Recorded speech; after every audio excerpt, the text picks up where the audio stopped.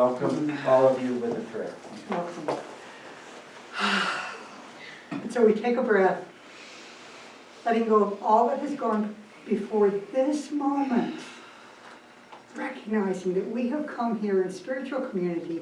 We have come here to open our hearts and open our minds. And so I just absolutely know that each person here is fed just as they need to be by this evening, by Chris's talk, by Jay's snacks, by the communion that we have with each other. And so I just absolutely know that this is an evening of success. This is an evening of open hearts and learning. And so as we go through this, we just connect with the divine, knowing that it's in each one of us. It's good, it's very good, and so it is. And so it is.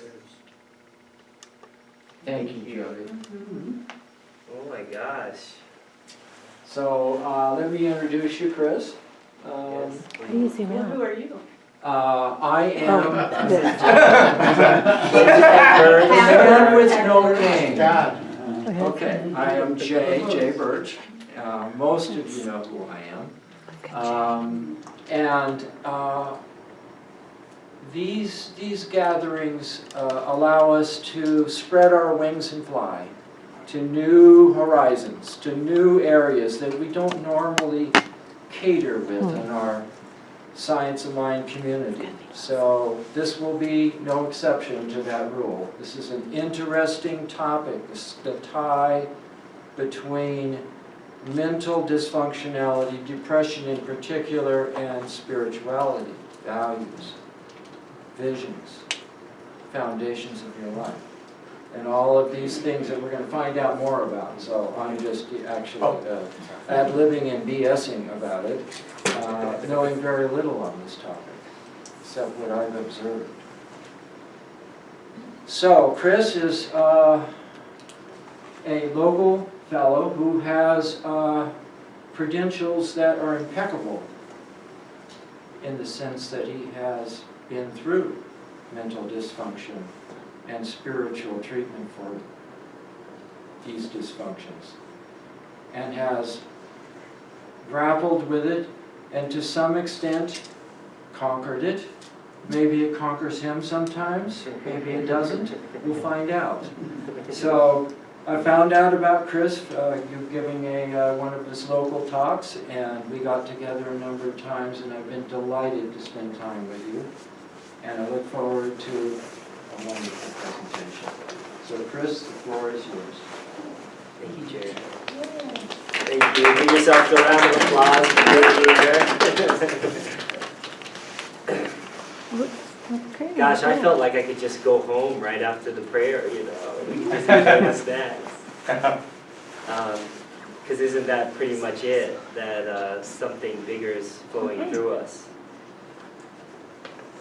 I really think about that. Today I was trying to decide what would be the best Ernest Holmes quote. I wanted to give a nod to the community, and I actually got really into Ernest Holmes when I was a chiropractic student. And in chiropractic philosophy, there's the innate intelligence that heals the body, comes through the body, and then essentially all pathology is just interference with that innate intelligence. So Ernest Holmes was always an inspiration for how to think about healing in the body that's beyond just our kind of conventional notions of what it's like to be sick or well. I have two quotes. One from a guy named Jesus, you might know of him, regarding doubt or lack of faith. I read today that Jesus said to Peter, "You are thinking not as God does, but as human beings do." And I thought, well, gosh, isn't that pretty much all of it, you know? And then I thought, regarding doubt and faith and hope, that this quote from Ernest Holmes was very good. It says, "Hope is good. It is better than despair, but it is a subtle illusion and is an unconscious compromise and has no part in an effective mental treatment. We should say to doubt, Where did you come from? Who is your father? Etc. You have no place in my mind. Get out. I know that the faith within me now neutralizes all doubt. This is the scientific use of a mental statement. There must be no compromise with the consciousness. And so these quotes to me are saying something very similar, which is, to me, how could I be uncompromising in my faith? So much so that in the face of darkness, in the face of depression, in the face of tremendous lack of energy, which is kind of how I experienced depression, could I still rely on something deeper, something more innate, something more whole than the fractured pieces of my experience? Just a little bit of my story. I had this really profound kind of, it seemed like a spiritual awakening until they took me to the hospital. But I essentially had this experience where suddenly my entire world felt luminous, and who I thought I was, I didn't think I was anymore. So much so that I suspected I must be the second coming of Christ. It was that devoid of who I thought I was. In fact, it was so confusing for me that I went to one of my friends at the bus stop. I was at the University of Georgia at the time, starting an undergrad career. And I went up to my friend, and I was so overjoyed to share with him that I wasn't who I thought I was. I was just so happy and so elated that the person I thought I was up until that point was not real. It was a very interesting experience. And this dissolution of the egoic structure of who I am, my name, my body, what I thought I knew about God, what I thought I knew about reality, was diminishing very fast. And it didn't take long for doctors to explain to me that this is the nature of psychosis. And the nature of psychosis is such that you can regress beyond in the past knowing who you are or having a personality structure or something like that. And I always found it quite dissatisfying of an explanation, because no matter how much medication I took, no matter how much group psychotherapy or 12-step work, no matter how many times people told me that I was sick, I felt this sort of unshakable knowingness that I had encountered the divine that day. Very bizarre, you know. And so a lot of my work today is coaching people on the intersections of mental health and spiritual awakening for precisely the reason that I'm trying to encapsulate now, which is I don't want people to have to fight to have their spirituality validated, even in times of chaos, even in times of horrible mental breakdowns, even in times of not knowing who they are at all. I have the experience of having been in the hospital a number of times, and I meet with homeless people on the streets who are so willing to bless me in their states of what we think of as mental illness. And almost every time I'm struck by the innocence and purity that they're coming from. You know, I'll be in the hospital, and the only bad guys I see are the ones that are trying to control us. You know, and I don't mean it in the sense that they're ill-meaning. I just mean it in the sense that they're not validating something about the human experience that actually is the reason we recover. You know, the only reason I can sit here in front of you today and talk about something as intense as depression or as painful as a psychotic episode is because when everything was stripped away, something remained. You know, and the something that remained is what I like to call God, and what I'm also happy to call a whole host of other things. To me, a very simple definition of God could be the absence of self, or the absence of ego. And I got this wonderful, what's your name, sir? I'm sorry, Kurt James. Kurt Kirk James. Kirk James. Kirk James. Kirk James gave you this wonderful warning on manifestation. Okay. And, With a caveat. Yeah, it was Sorry. really fun. Sorry.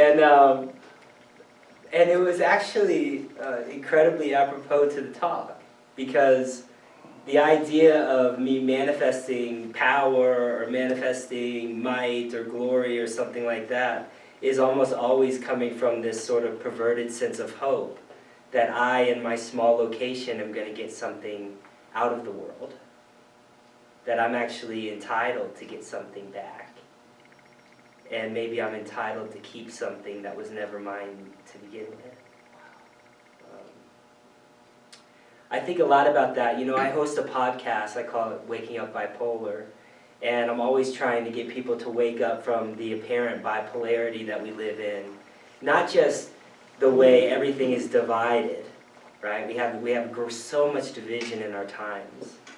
I have a spiritual teacher that says the nature of prophecy is the ability to tell time.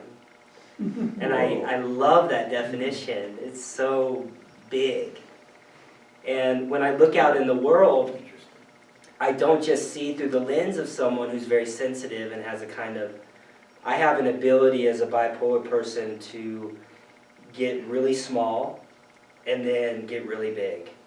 And that can be energetically, that can be my ideas of who I think I am. It can be something as simple as I don't want to make any money, and then all of a sudden I want to make $1 million.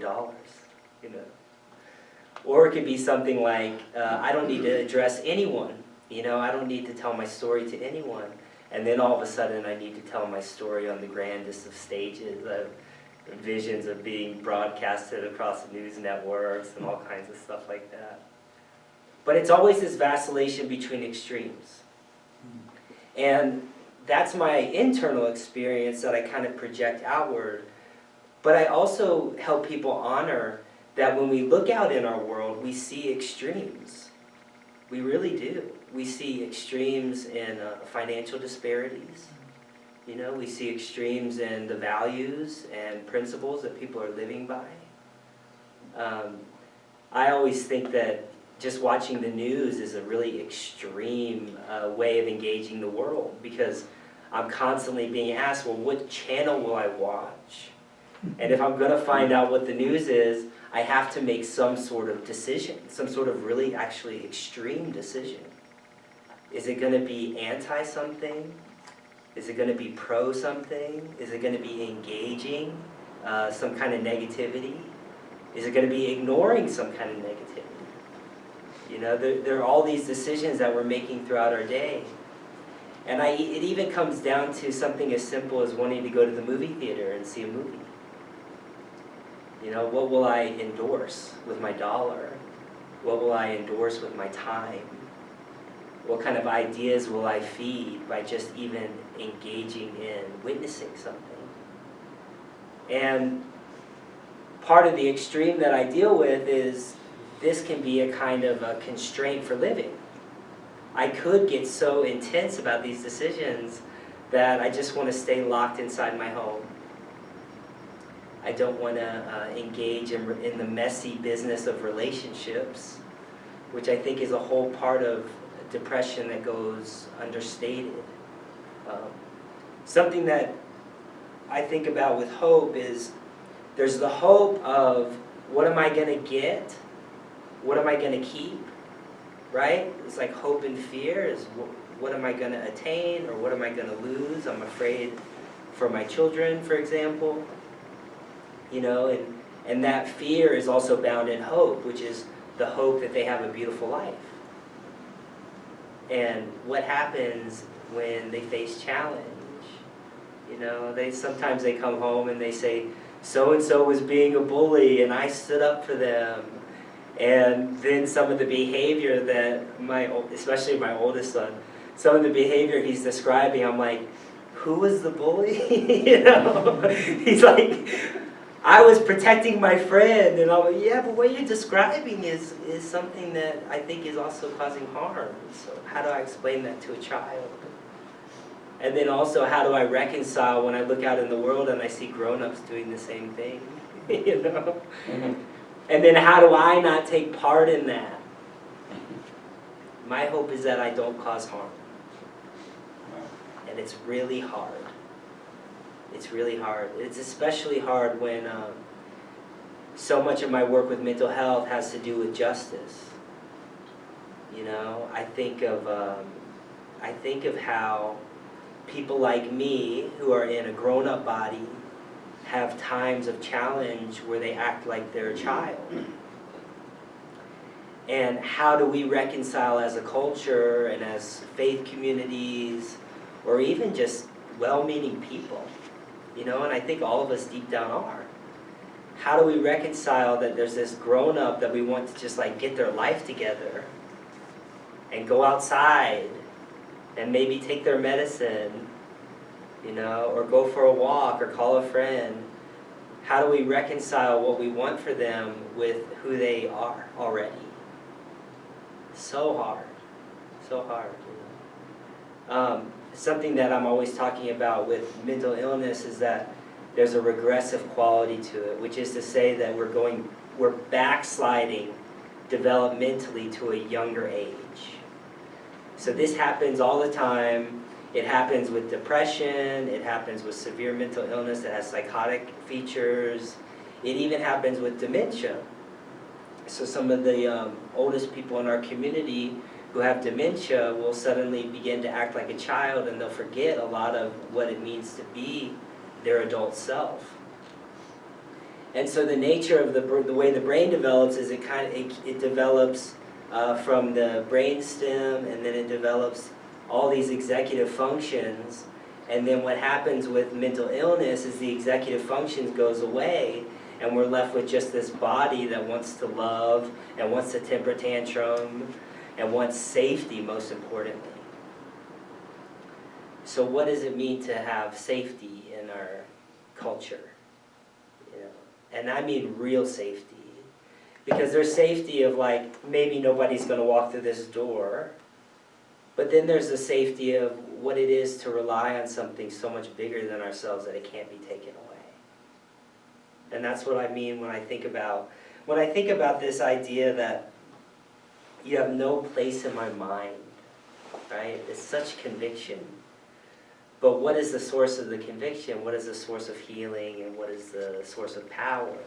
It has to be something that's so deep, so deeply embedded that we can rely on it even when we're entirely falling apart. Having bipolar disorder essentially means the modern neuroscience with this is that the brain is not communicating all the parts effectively. It'd be like trying to hold a meeting and there's 10 people and everybody's talking at once, or half the room is refusing to talk to the other half, or you know, half the room is yelling and the other is turning their back to them. I think about the different parts of the brain as also something that can be seen archetypally as the different parts of our world. You know, what happens when we're in deep grief? And what part of us can still celebrate? What part of us can still stay in contact with the person that we've lost? Something that's really, I would say, marks my greatest episodes is grief. I'm either heartbroken because someone doesn't love me back, or I'm heartbroken because someone has passed away and I feel like I didn't do everything I could to tell them how much I love them when they were alive, you know? But then the other side of that to me is thinking, could the love that we have available to us in the form of God or the form of the divine, could that ever actually even be articulated? Like my mother tells me she loves me every time I talk to her on the phone. And I know there's no way I could ever explain to her how much her love means to me. It would be impossible. And so I think about how much love is available to us that moves through us. It can't ever fully be articulated. It can be known. And so I love mindfulness practices where I'm enjoying silence, because to me, there's something so precious about that it's like heartbreaking how much love is incapable to be expressed, but can be known, right? Can be known. When it comes to bipolar, I have this sort of speediness, and then I have the depression, and so I wanted to talk more about the depression tonight.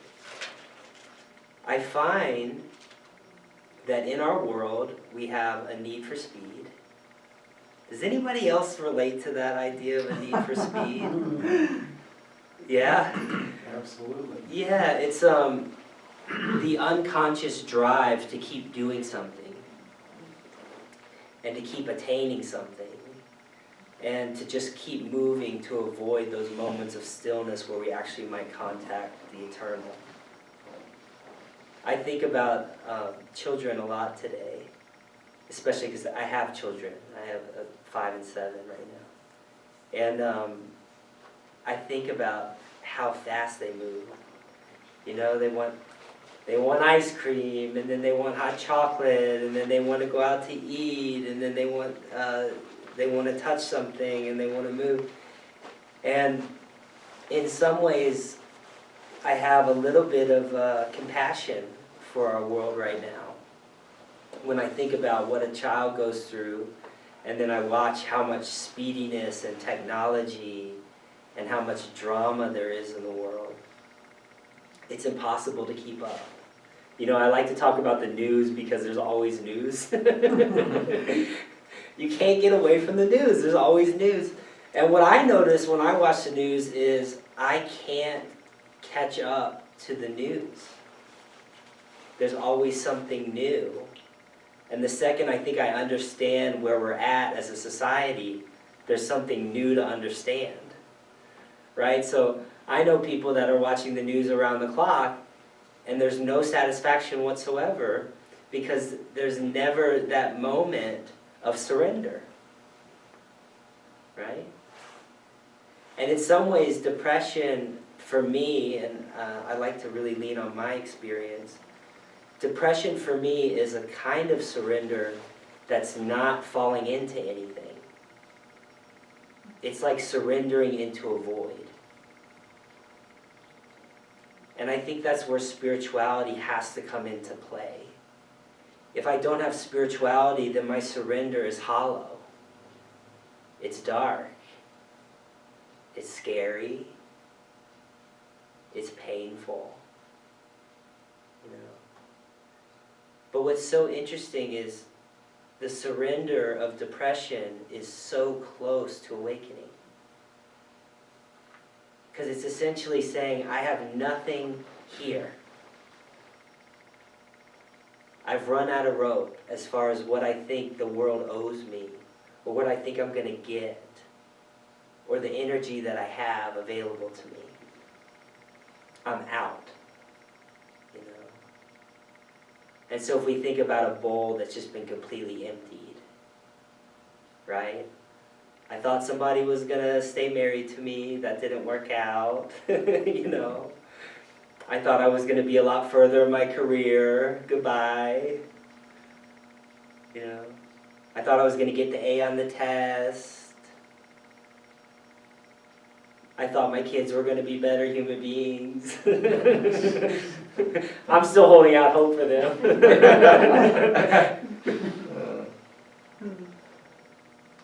But I know enough people that have had that experience where they're disappointed, you know. And it might be something as sensitive as faith, you know. My kids don't seem to rely on what I rely on. They don't find power in what I find power in, something like that.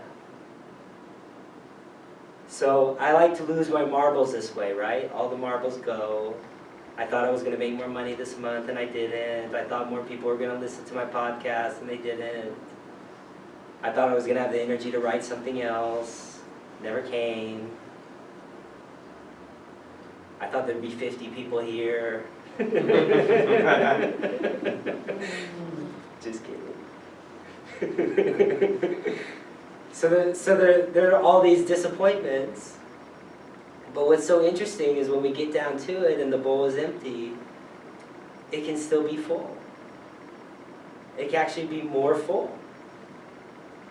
Does that make sense? Or am I getting too esoteric? Okay. Yeah, so it's like maybe all these marbles that are leaving the bowl can make room for something more. Something more essential to what it means to be human, what it means to be alive. And what it means to know something beyond what it means to be alive. I like to use the word mirage. I think that people with mental illness, who are struggling with depression, who look like or feel like, or maybe even are completely convinced that they're a shell of who they could be, that it's simply just a mirage, a play of the light. I'm reminded of this all the time when I'm out downtown in Boulder. And I meet with the homeless folks. And it's like, I know I'm supposed to be seeing a grown-up, but I just see a child of God. You know? Some of the folks that are struggling with mental illness are like mystics. And I've been like that, you know. I've been in such a mystical reality, so diagnosably insane, that I feel like I don't need anything or anyone. It is me and God, and that's it. And part of the way I like to honor what people are experiencing is that actually doesn't need to be all bad. You know, that's tremendous leverage. That's like, we're so close to being able to say, okay, there's nothing in this world for you. There's nothing in this world for you. And yet there's something. We're so close to being able to do that for folks. So it's like somebody comes up and says, I have nothing to live for. And I say, and yet you're alive. Right? I don't want to live. And yet you ask me for help, right? So what's that part? The part that says I don't want to live is the part that actually needs to die. When I work with people and they have suicidal thoughts, I'm very clear, something needs to die. It's not you, right? Something needs to die, and yet the something that needs to die is not who you are. It's not who you actually are. Wouldn't that be cool if everybody heard that? Mm-hmm. Right? Mm-hmm. But instead we do something different. We try to convince them that their experience that needs to die is worth saving. Oh, just think about it a little differently, right? We actually say, hold out hope. You know, you're so upset. You're so upset that he broke up with you, but don't forget there's going to be another him. Right? We're convincing them. Mm-hmm. Oh, you don't have any money now, but you're going to have money one day. We don't ever say, maybe putting all of your life force into money is not what's going to make you happy. Maybe that's the part that needs to die. Right? You've been defamed. I think fame is such an interesting idea right now. And I fall victim to it, you know, because I have the book and the podcast, and I'm trying to get my message heard. But what's so interesting about it when I really feel into it is every time I try to figure out how many people are listening to what I'm saying, I'm always disappointed. I'm almost always disappointed. Like there could never be enough clicks. There could never be enough downloads. There could never be enough books bought. It would always feel like when we fall apart, what remains is God, right? You know, it's like, I like to think that even all the research on near-death experiences where people have have an experience of dying, leave their body, come back to their body, something didn't go away, right? It's like they went into the light, and then they come back. And I have a very strong sense, not just myself, but other people who are having these breakdowns and breakthroughs are contacting God. Yes. They are contacting their true nature. And actually what's falling apart is everything we think we know about what it means to be alive. Right? So all of a sudden it's like I don't have an affinity for my name, or I don't have an affinity for my body. Does that necessarily need to be a problem? We have to all kind of ask ourselves that. I think it's a problem in the sense that we would like people to take care of their body. I know I want to have a body. Because I can't have the experience of God and then reject my body at the same time, because my body is a very gift of that, right? What a precious opportunity to be alive. And to be an instrument. You know, each of us have a body, we're like a beautiful instrument. We have an opportunity to play beautiful music. And the music that I play is never going to be the same as the music you play. Right? It's going to have a different pitch, it's going to have a different tone. And we could be in harmony together, we could jazz, I like listen to a lot of hip hop, so we could find a nice beat. We could find a nice beat together. And in some ways, I think that's the nature of having the Spirit of God move through us in voice. Is actually, could I get out of the way enough for God to speak? Right? And then that's the nature of silence too. It's like, can I quiet my mind enough to truly hear? Such beautiful music in silence, you know.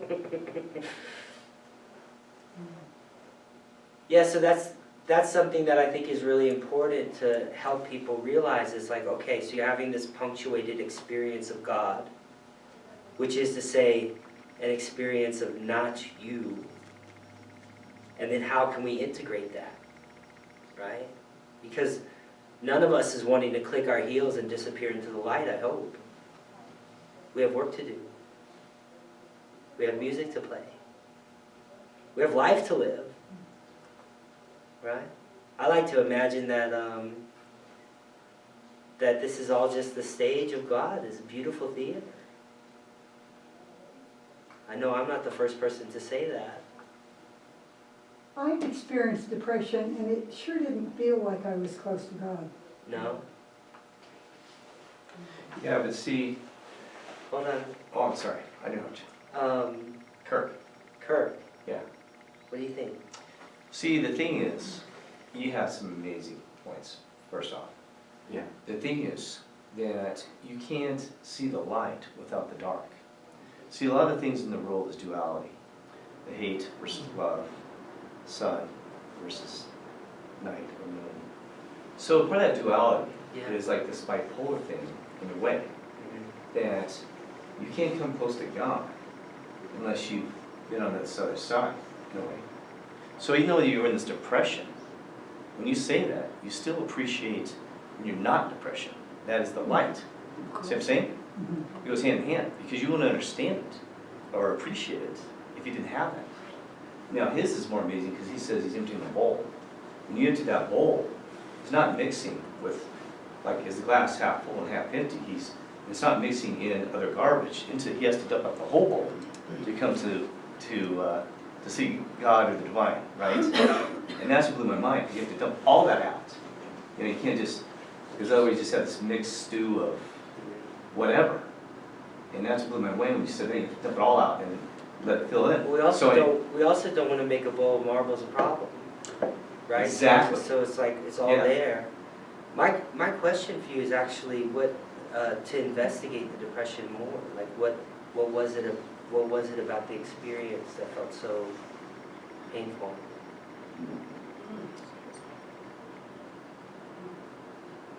Not wanting to be here, Yeah. you know. Where would you Yeah. want to be? In the presence, Open in for the presence of God, and I know I am, as, you know, without being dead, Yeah. but still, when I'm dealing with depression, I don't feel close to God. I get back to that place, Exactly. but, because I don't get stuck there. I find depression is the lack of faith, and you lost your faith in your source, your God, your core. wow. That's where your depression comes from. You've lost it. You have to get back to the faith in that to pull yourself out of the depression. That's your depression, or you're saying? That's how I. Yeah. I have to agree with this man too. We've all been depressed. That's well said. It's when So let me- exactly. Wow. Let me offer a little tiny shift, which is to say that there are biological and neurological constraints to all of our bodies and to all of our experiences. And so depression in a bodily sense is essentially the diminishment of nervous system activity, right? So we could say, it's like, for example, I like to use something as simple as like a light bulb, right? So if a light bulb is dimmed, it doesn't mean that we have somehow lost contact with electricity, right? It's just to say that the energy that's flowing through is not as strong, right?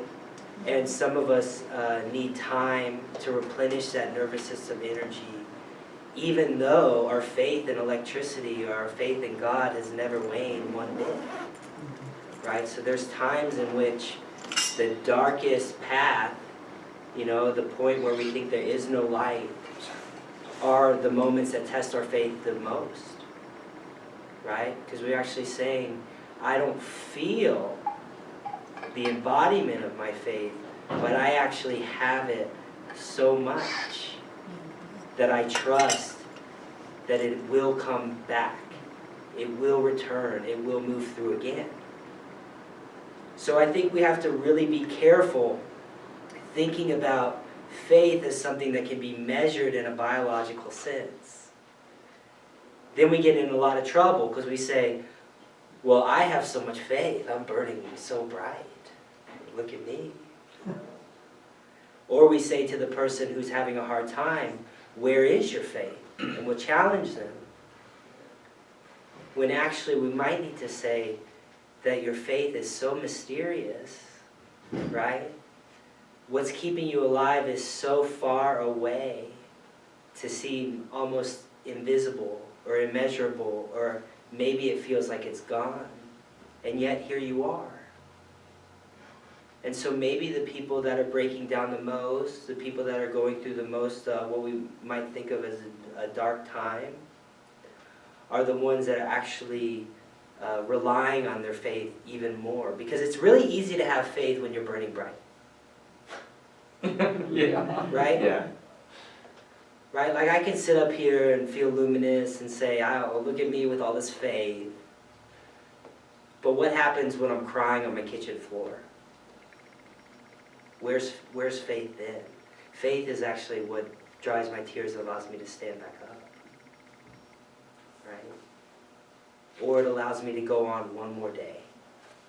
Make That's one what- more phone call. That brings you out of it. Yeah. Right. I find that when I'm in depressed, I am drawn to the introspection, drawn into that quietness that your soul needs to express itself, for instance, and allow it to tell you what it needs. Yeah. Allow it to say, yeah, you gotta do this, Jim, or you're gonna Yeah. keep going down this dark path. No, you gotta turn around. This is what you gotta do. That your depression actually forces you into that introspection, that investigation into what your soul needs. Whoa. Well said. My question is, Wow. what could we let go of in those times, right? It's like being stripped. Exactly. you know? So depression takes a shirt off our back in a very literal sense. And actually, could I surrender to the nakedness of experience? Like to me, that's a kind of essence. And I wouldn't ever want to tell somebody, pick up your shirt and buck up. You know, buck up I come from the South. Buck up. Walk it off. So everybody's got to buck up, they got to, Get over they got to put their cowgirl boots on and all this kind of stuff. Actually, what would it be like to stay there a little longer, be tenderized by how fragile the human experience is? Life itself is fragile, right? Yeah. Okay, so. I found, when I had the experience a few decades ago, it's like you get labeled, Mm-hmm. you get treated, but you have no sense of direction, and you rely on other people's information. And so it's a very limited back if you don't have a faith-based Yes. lifestyle. And thinking of people, I think we all know people that have taken it to the next level with suicide. And it's like that lack of direction. It's like when you get so depressed, you just don't know how to make it a simple decision on any level. I think suicide is actually the perfect place to be when we're talking about depression, because it's in some ways the maximum. Mm-hmm. It's believing that there's no hope to such a degree that we're done, right? And to me, that's part of the pathology of the materialistic worldview we live in now. Is it's so hard to see anything more than what's right in front of us, or what is actually our experience in the moment. You know, so there's times in depression where I feel like I might as well be made of cement. And I have to find some sort of way of thinking like, is that the totality of my experience? You know? Maybe they have a sense they've already accomplished Yeah. what they were here to do. Mm-hmm. And it was their choice, Yeah. and to respect it. Mm-hmm. Yeah. And I don't have a particularly dualistic view of suicide. There's people that I love and care about and feel contact with now who have gone down that path. I think that death comes for all of us. And who am I to say that one version of death Exactly. is somehow more noble than another? I would never want to do that to someone, not in this life and not in the afterlife. But I do think that what we have, in some sense, is a reduction of what it means to be human to such a degree that we have well-meaning experts telling us that our experience of spirituality is pathological. And we have such a reduction that faith is not called on in the most painful times of people's lives. It's not tangible. Right. Yeah. Right. So if we reduce people to the machinery that they are, and the machinery is not working, then what is the option? Right. We need to trade in for a new car. Right. Or take our car to the dump. So this is where I think it's a life or death issue to have a spiritual view. And I'm not saying that it needs to be faith-based in a traditional sense. I'm not saying it needs to look like any particular religion or spiritual view. I think some of the most spiritually minded people in our world can have a completely atheist view. They can say, I believe in the power and the nature and the way life unfolds, and like this lightness and darkness and the seasons, and there's seasons of people and all that kind of stuff. There's a faith to the seasons, right? So it's like we could think of depression even as like a harsh winter.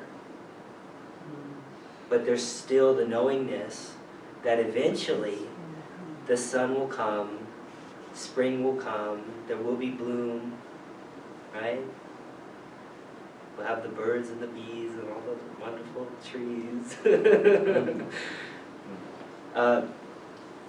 There's something deeply embedded in our humanity that can't let go of a kind of trust that I think is bigger than the hope that's described in a kind of, let's say, condescending way. I like Ernest Holmes because he's cutting in some of the way he critiques thought patterns. So it's like, okay, so the hope of attainment, maybe we can let go of that, but we can still trust the unfolding of our lives. And when we look at someone and they're in so much despair, and they have no reason to live, or they're trying to convince us, I should say, that they have no reason to live, we can hold and embody a knowingness that's beyond words, beyond concepts, which is to just say, your life has value. You know, it's interesting, there's the children, we would never be too concerned about suicidal children, right? Because we would look at a child, we would say, your life has meaning, you have hope, you have future, you have life to live, right? But we actually don't get to see ourselves like a child. And almost all of the religious and faith traditions are imploring us to lean into that innocence and that purity on a daily basis, on a moment-to-moment basis. Whether it's Zen beginner's mind, or be like a child, all these kinds of ideas.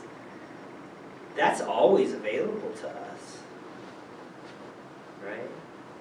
I always think it would be a really interesting experiment to get young people and old people in the same psychotherapeutic container. Like instead of having these sort of divided care, it's like what if we had intergenerational care? It would take a lot of humility, right? Because it's like the young people don't want to listen to the wisdom of their elders. The elders don't want to listen to the new experiences of the youth. The speed of our lives is also traveling across intergenerational traverses. You know, what is it like to grow up on an iPad? That sounds like a daunting experiment. That's a daunting human experiment. I don't know if y'all know this, but a lot of kids are having the opportunity to learn engineering and programming just the same way some of us grew up learning French or Spanish or German or something like that. Right? So it's like, it's getting so embedded in our culture that to program on the computer is like a second language. And some of us are just trying to figure out how Gmail works, right? like how do I BCC someone? You know?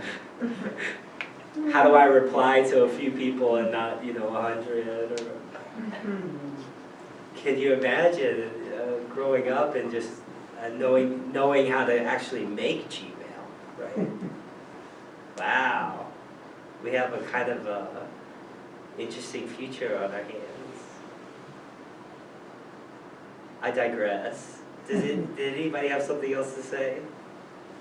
Well, you were asking about depression, and I mean, when I'm face down on the couch, Yes. it's just a gray fog. I've never become the goddess, Right. and I've never wanted to kill myself. I've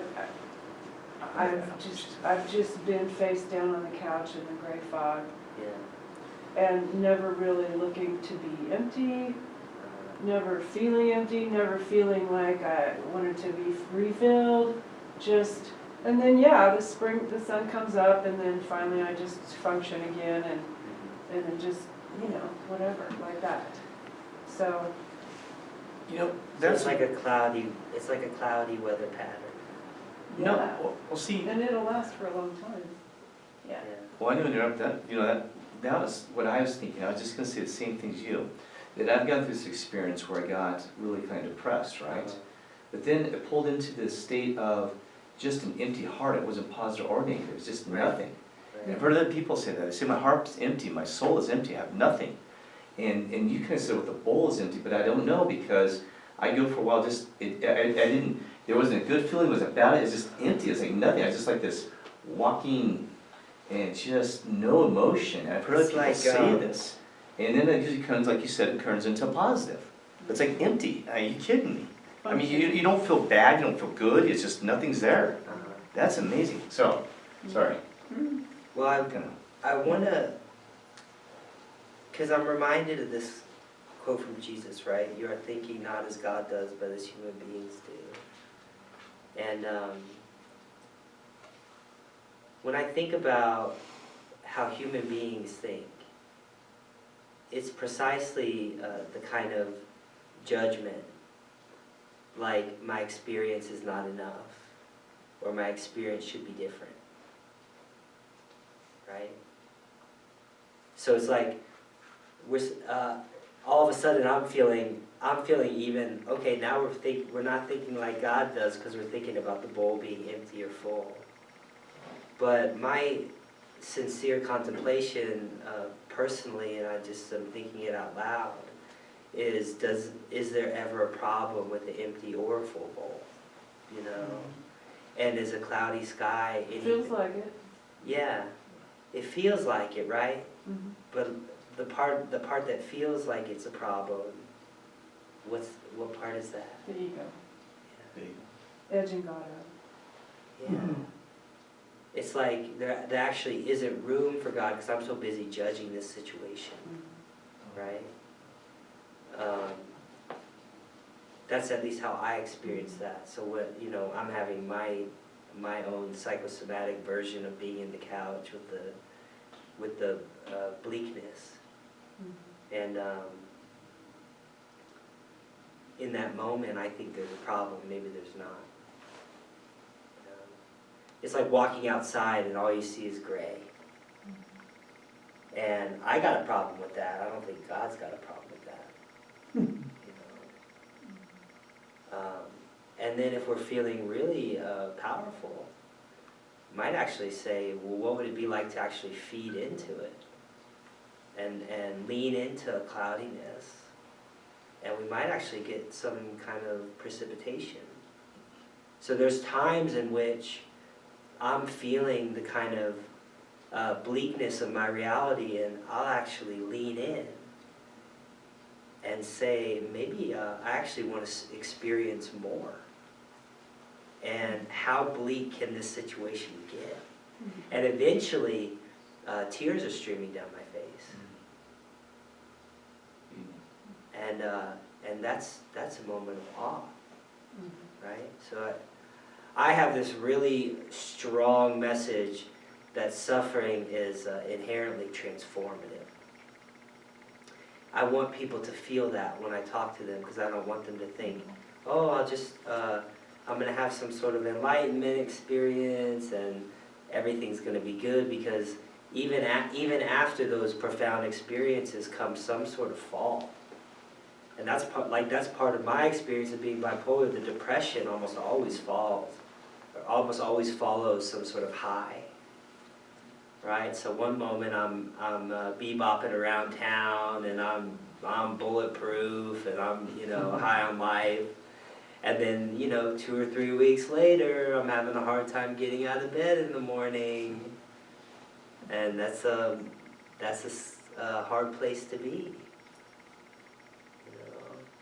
But the part of me that's so in love with the high is creating the despair of the low. Because I have some sort of idea. I have some sort of idea of God. I'm not doing something for God in those moments. I'm actually asking God to just sort of dance. Right? And wow, isn't that a grandiose place to be? Right? Trying to command God to put on some sort of performance for my life. Whoa. So I think we could all be really careful about those times where it's cloudy skies in our mind or outside, and we're wanting it to be differently. How humble could we be? You know, I think it'd be really cool to be so humble that we would be completely okay. We would be completely resigned to be under a cloudy sky for the rest of our lives.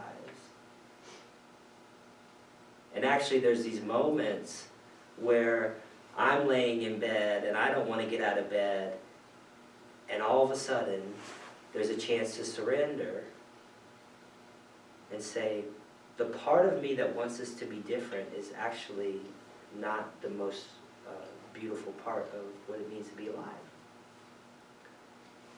So every once in a while when I don't want to get out of bed, I just lay there. Surrender. That's surrender. And surrender is automatically grace, I think. I don't think there's much of a difference.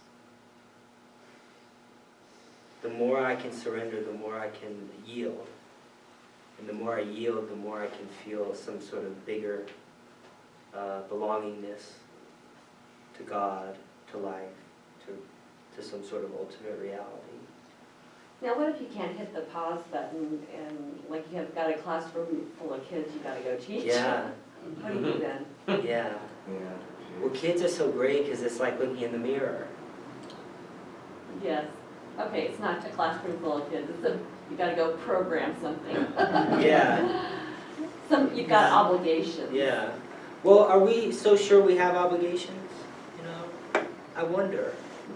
Like, a lot of the stuff that I think I have to do there's gonna be no problem whatsoever if I don't do it, you know. I had like 5 things to do on my calendar today. I did, I think, 1 of them. And nothing horrible happened. And you're here. I know, you're here. Yeah, I made it. Hey, this is it. This is the I one. made it. And I told myself I was gonna have some sort of different technology than I brought, and it all worked out. So much works out when we're not trying to make it work out, right? I think a lot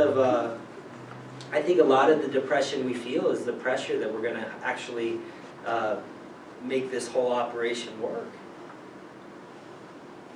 It's like, has that ever actually been the case? Like, very few times do things work out the way I think they're going to work out. So not to expand on that, I had a friend one time, and I'm in the computer field, and and one time I was going through this whole list of things I was worrying about. I said, I was like, God, I have this. I said, I got all these things. I had a list like of 25. He said, Kirk, he said, a little long time ago, he said that I had the same experience, and somebody gave him this wisdom. He says, write down a list of those 20, 25 things, and come back in 6 months.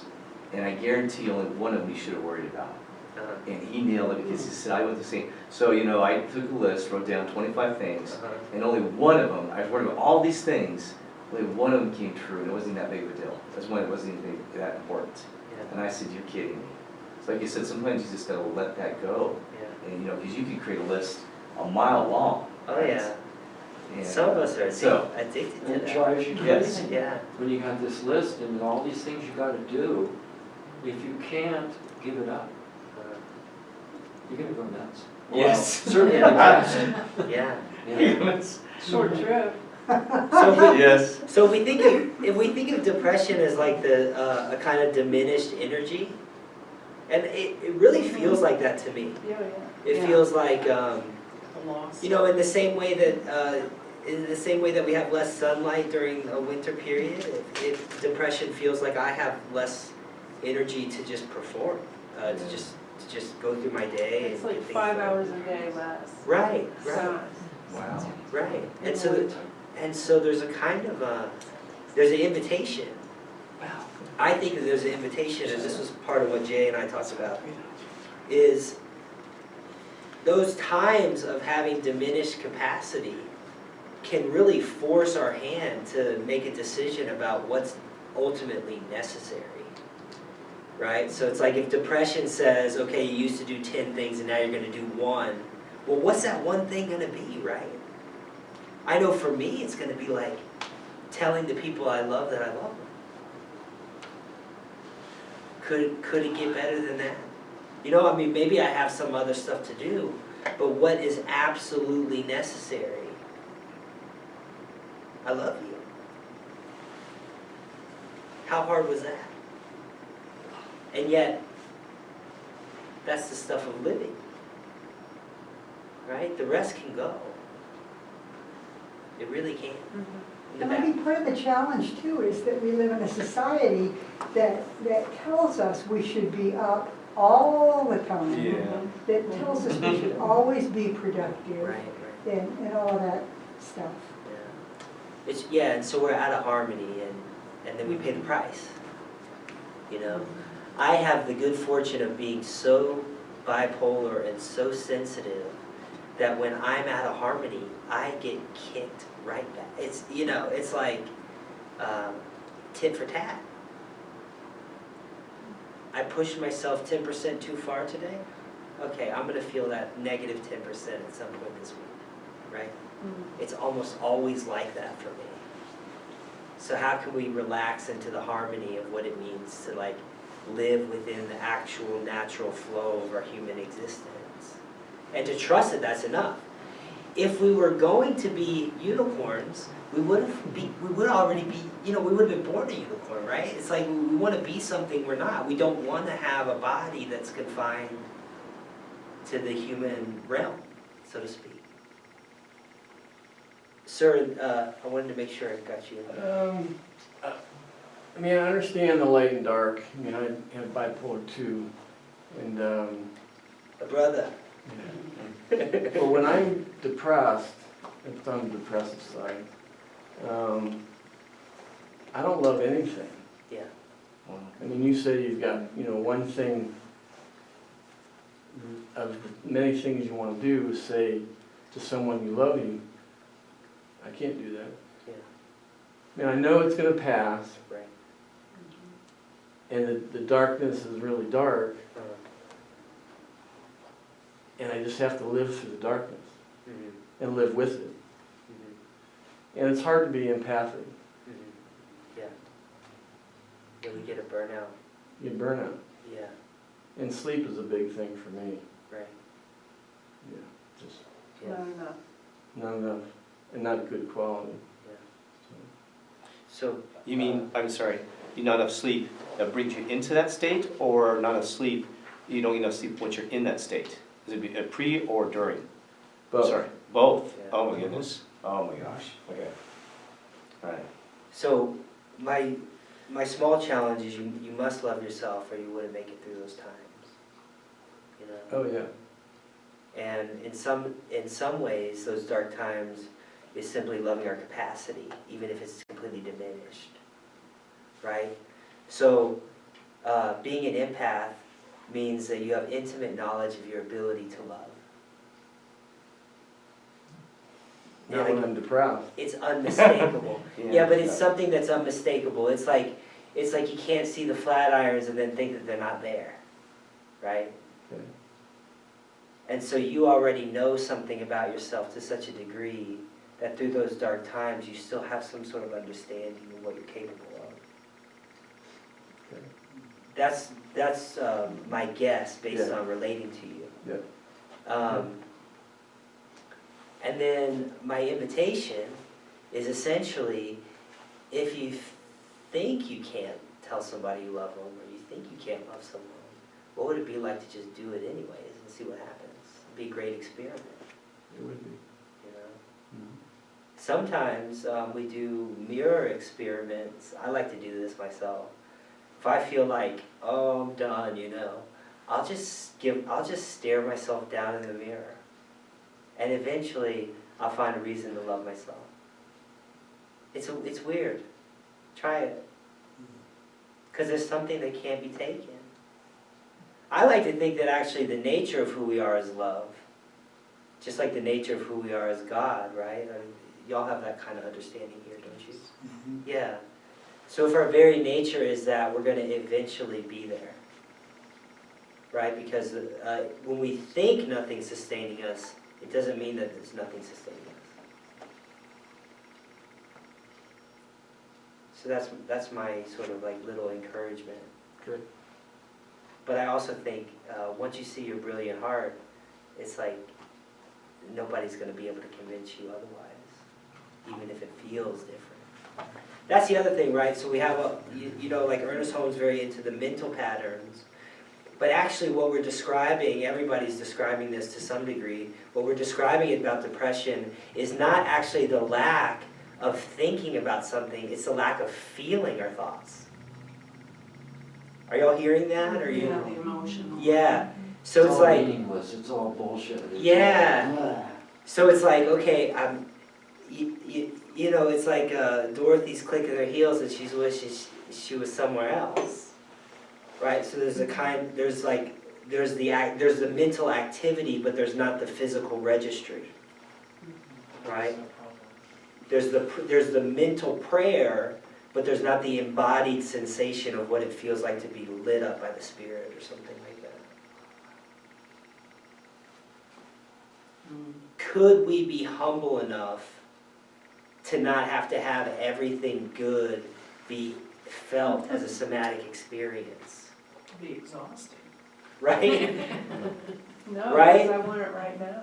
But it's like, but isn't that the nature of faith? Like faith is easy when we feel it, right? Mhm. It's not hard for two lovebirds to believe in love, is it? You know? Everybody on the third date believes in love. Everybody believes in love on the third date. Ask them after 3 years of marriage, or you know, after a 6-month-year-old is born, you know, and they're sleep deprived. I think that's where we have to be so humble to the mystery. You know, and then the mystery becomes knowingness. Because the only part of me that doesn't know is the sort of small version of the part of me that thinks I ever could know. What? Yeah. Would you say that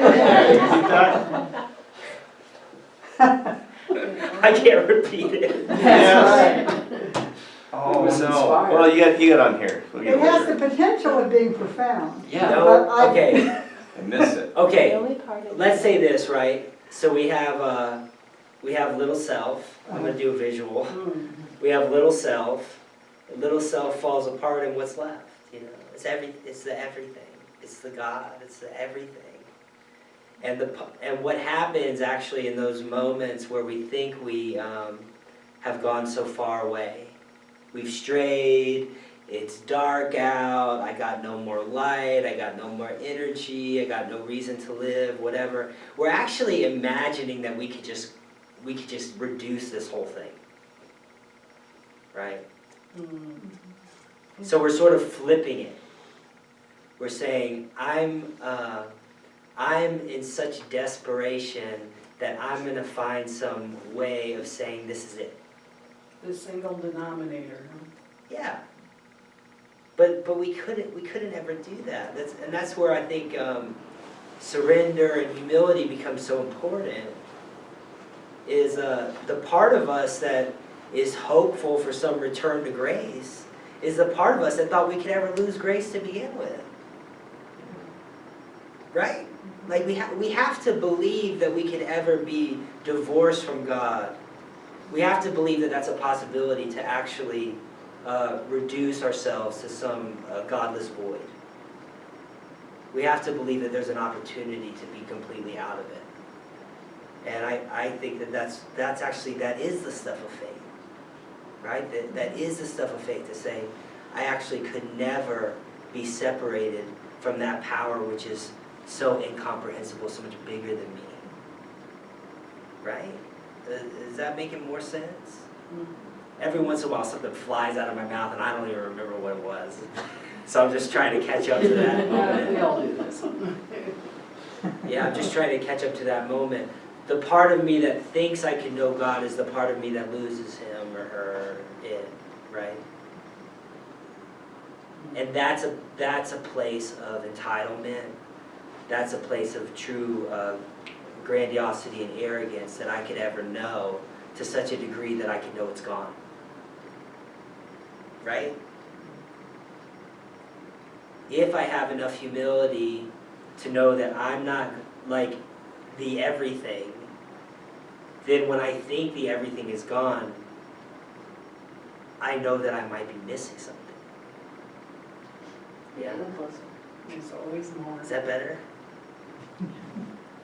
You're almost to what you Closer. said The before. part of me that thinks I'm closer is the part of me that thinks I could be so far away. Yeah? That was really close.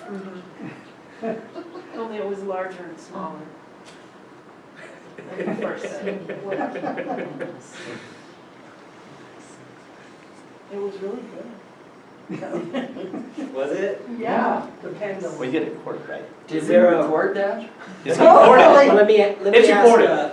because I know we have a couple more minutes. Is there I a, can use the restroom. Oh, wow. Holy shit. Wow. is there a, Oh, yeah. who's got the big scary question or the big scary comment that's not being spoken? Well- Because depression's like that. Well, for me, I literally have physical pain when I'm depressed in my heart. Yes, And so it's really hard to identify with some of what you're saying. yes. But yeah, I do feel the lack of energy sometimes, but sometimes it's excruciating and there's nothing to do. It's like heartache. It's tight. It's hurting. It's all What? of that. It's Yeah. all of that, yeah. So that's part of it that I'm missing, I guess. Or it's a part of you that you're not missing at all. Could we revere how much we're capable of loving? You know? Those moments, I feel that too. I think that's part of really being sincere, is that our heart is actually out to be exposed and hurt, vulnerable, and punctured. That's what it feels like. Yeah. And what I would say is I hope that you never lose that. You know, that could be that is the stuff of God. That's how much God loves you, right? Is how much you're able to love. Right? So the part of us that thinks that's a problem, we need more of that, don't we? Doesn't feel like it. Oh gosh, I can feel that I need it. Is it like a fear of humanity? I actually It's nothing I can even think, it's what Yeah. I feel. it's a It's feeling. a pain, Yeah. literally a pain. Yeah. So Feeling that is stronger trying than to, thought. I mean, when I'm out of that pain, then I can think how you're thinking, but when it's painful, it's just pain. So like that, to me, that's the essence of the Immaculate Heart. The essence of the Immaculate Heart is it's out. It's on fire. I never Are you- thought of it are that you- way. Are you The trying wings. to, are you trying to fight With the this, fire the wings. feeling? Is that what's causing the pain, the fighting against You have the no control over feeling of It's just, despair or whatever else is connected to the depression? You fighting against the feeling, I don't want to feel this way. I don't think it's depression. I think it's love. And there are times where love is just to love is heartbreaking, because there's a limitation to how it can be received and communicated. it. Some of us love so much that it hurts because the boundaries of our love is so magnificent, so immeasurable. It's like radiating to such a degree that it's felt as somatic pain. Yeah? So my question for you is essentially, how do you know it's a problem? doesn't feel good. But yeah, I mean, it's just what it is. I mean, it's like eventually it leaves. But Yeah. And maybe it leaves because you have an opportunity to give it away. Maybe. Yeah. A love that big should not be confined to a body. So I hope you find ways to give your love away. That's what I feel when I hear you talk. When I hear what you're describing. Yeah. I hope that more people get to encounter that love. that you find the courage to give it away. Wow. Yeah. Oh, I've had that experience. One time on retreat, I said, does it ever stop hurting? I was talking exactly about that. Does it ever stop hurting? And this Zen teacher, she said to me, it could stop hurting, but then you wouldn't be you. I thought that was a really precious response.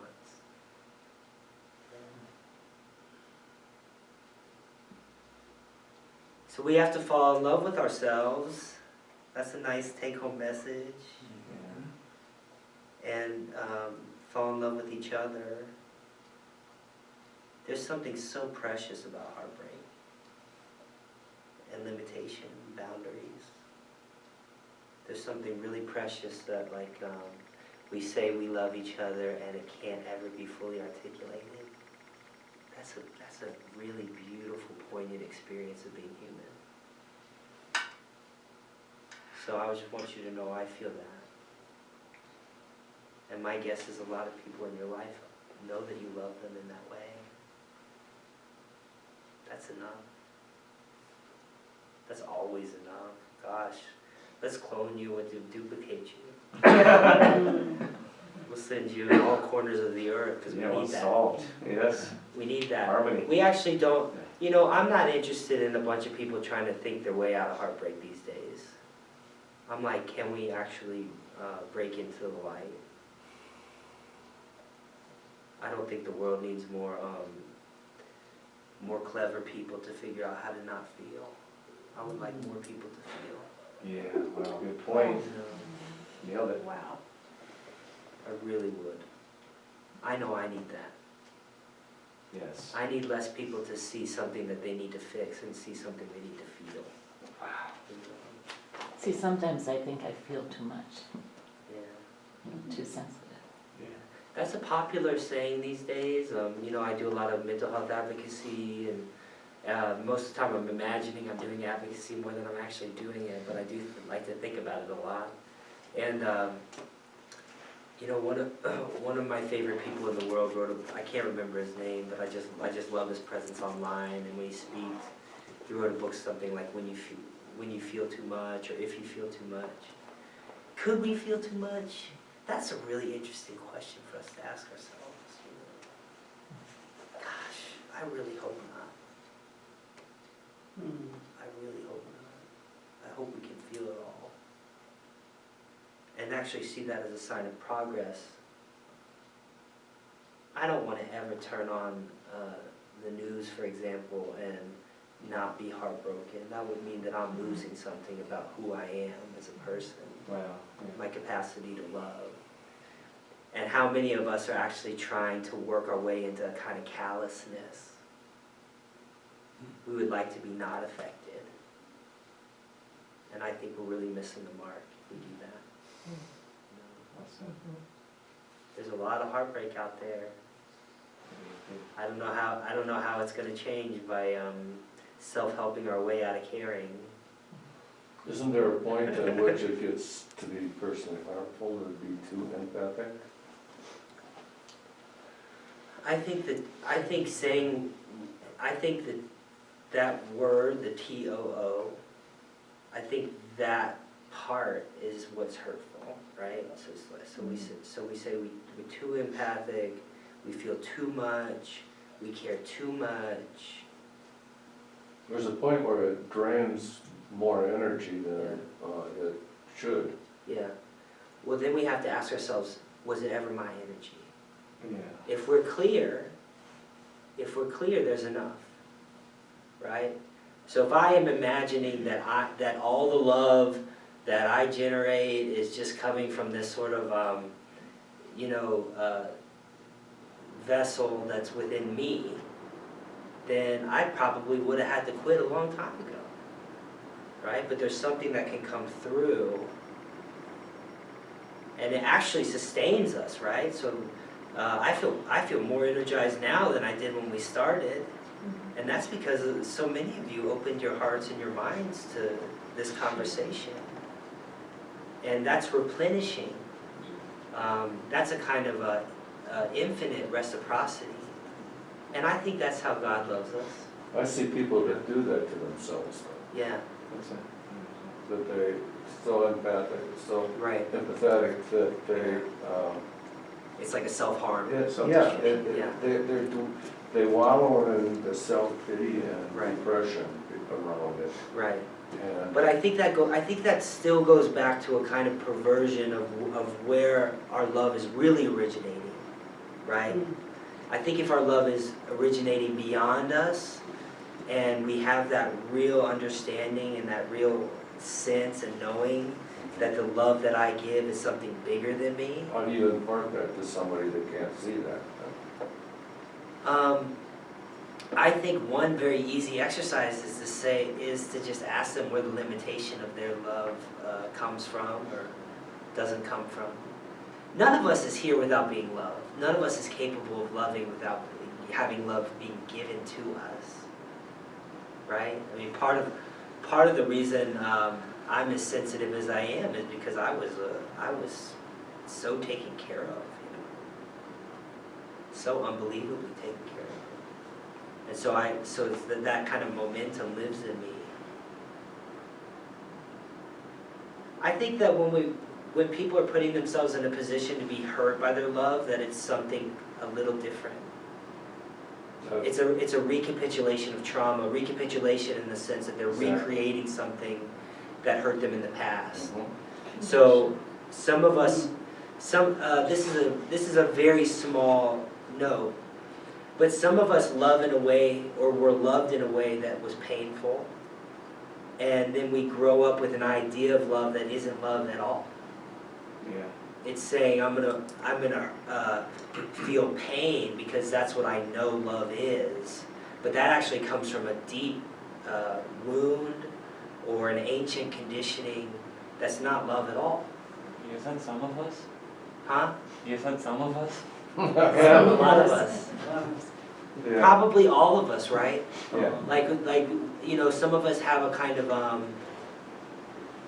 you know, I almost think of like a missionary type of love, like I'm gonna save somebody. But the part of me that wants to like save them so badly is the part of me that's afraid I'm not saved myself. It's like I'm gonna go kind of colonize people with my love.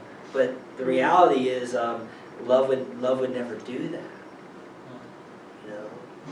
We've created our own story, and after a while, Yeah. we get to believe it. Yeah, so maybe that's a nice place to close, is like, let's challenge what we think we know about what it means to love and what it feels like to love. You know, maybe love actually is that part of us that's like so brimming with compassion that we're tinged with the fire of what that's like. Oh. Yeah. Amen, or what would we And say? so Maybe it is. so. And So it is. So it is. So it is. So let it be So done. this is So one let of it the be. three-part series. Wow. Wow. That was fantastic. You know, this can go on as long as we want, but this does seem like I a sure good hope so. ending. Yeah. There's our first, I There's no know. magic hour, there's no pumpkin that's gonna go away, and this has been Okay. absolutely on our website. beautiful. Thank you so much. Thank